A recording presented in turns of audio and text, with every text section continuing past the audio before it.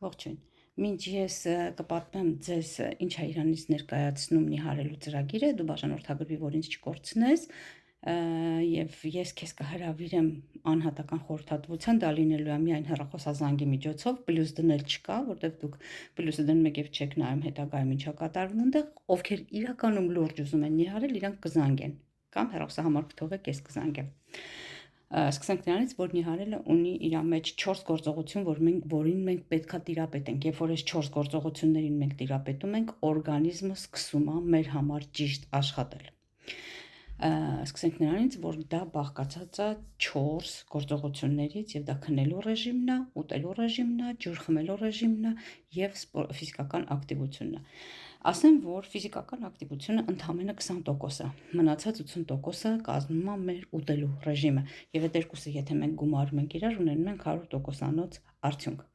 Հիմա ինչա նշանակում ճիշտ սնվել։ Առավոտյան նախաճաշից է կախված, երբ որ մենք երեկոյան չանենք շատակերություն։ Եթե առավոտյան դա լինում է որևէ սպիտակուցային նախաճաշով կամ որևէ գրագետ կոկտեյլով, մենք երեկոյան կարողանում ենք ամբողջ օրը կարգավորենք մեր ախորժակը եւ երեկոյան մենք շատակերություն չենք անում։ Իհարկե, այդ ընթացքում ես ձեզ կասեմ քանի կալորիա է լինելու, որտեղ կալորիաների դեֆիցիտն էլ ստեղ ճիշտ չի, մեր մաշկը կկախվի, որտեղ սպիտակուցի դեֆիցիտ ենք ունենում օրգանիզմում եւ նաեւ վիտամինների, դա այլ թեմա է, խոսենք դրա մասին։ Եվ սա լինում է շատ լավ բան, երբ որ մենք կարողանում ենք առավոտյան կարգավորել մեր ախորժակը հենց նախաճաշից սկսելուց։ Երկրորդը դա քնելու ռեժիմն է, դա պարտադիր պետք է մենք կարողանանք 7-ից 8 ժամ ապահովել, որովհետև հենց այդ ժամանակ քնի ընթացքում մեր նիհարելու հորմոնները արթնանում եւ արտադրում այն հորմոնը, ինչ որ պետք է որ մեր օրգանիզմը գա ճիշտ քաշի։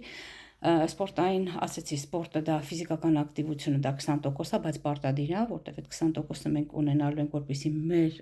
մարմինը իրականում առողջ լինի, դա շատ կարեւոր է, բայց հույսը դնել միայն սպորտի վրա եւ չուտել ոչ սխալ սնվել, դա էլ ճիշտ չի, որովհետեւ